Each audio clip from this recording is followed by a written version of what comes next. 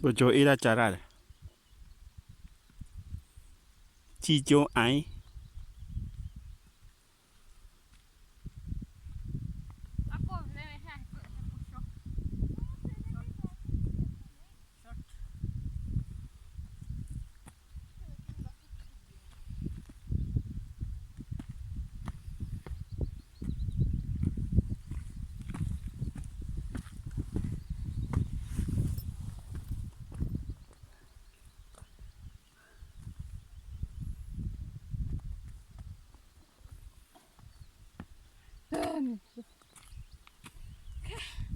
Neste gang jeg drar på jula, så skal jeg kjøpe sommertøy.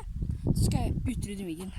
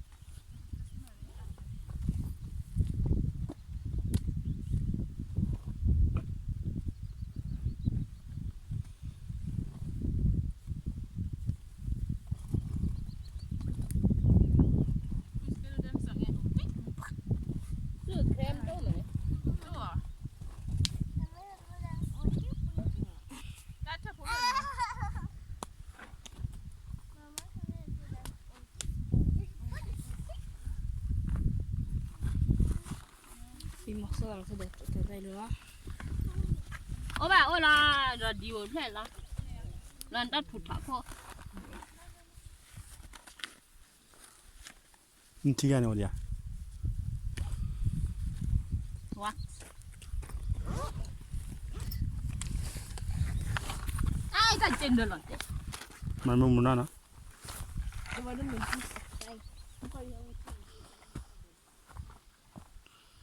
Malende.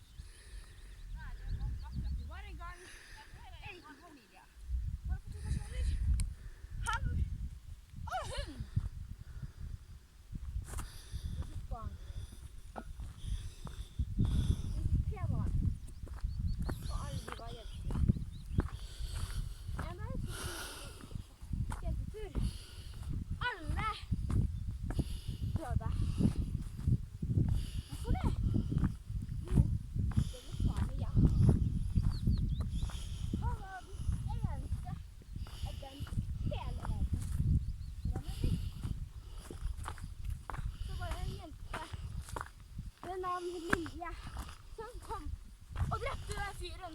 Så han, eller noen andre, kunne få flere barn. Sånn utvides myggen. Men så blir myggen 10 ganger større. Og menneskene 100 ganger større. Da blir vi i myggstørrelse, mens de blir i menneskestørrelse. Men vi har raske reflekser, så hver eneste gang myggen prøver å drepe oss. Dreper vi den.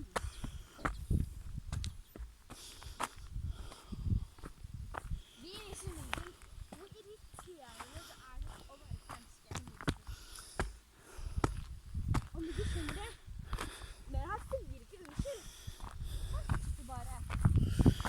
Så jeg å si alt stygt om en mygg jeg kan si. Og myggen vil ikke høre. Ikke myggen hører, ikke jeg. Derfor skal jeg fortsette helt til jeg dør og si at myggen må utryddes. Det er det verste man kan si til en art. Nettopp. Det verste jeg kan si til mygg er at den skal utryddes. Og myggen vil ikke høre på meg. Derfor skal jeg fortsette å si det.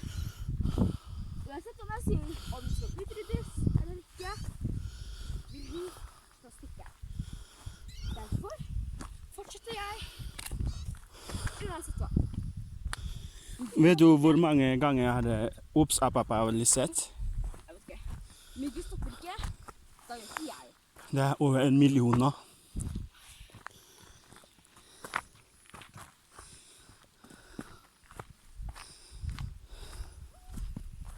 Men løper jeg denne fortellingen, så har jeg blitt stukket 2 ganger.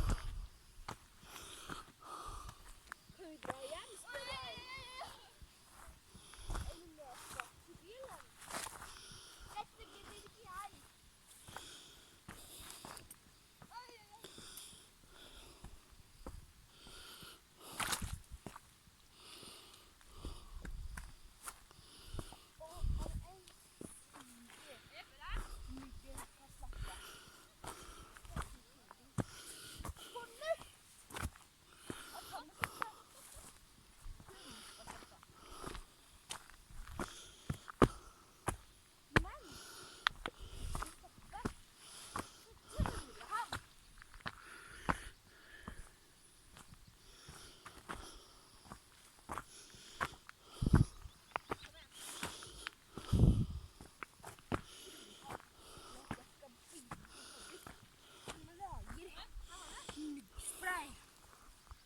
Kjøpe 50 bokser.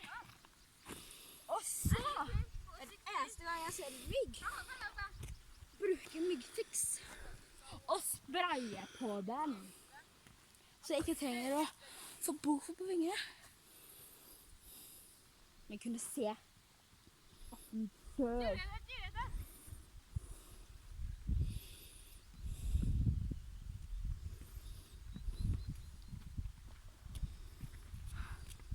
Kan vi gå tilbake?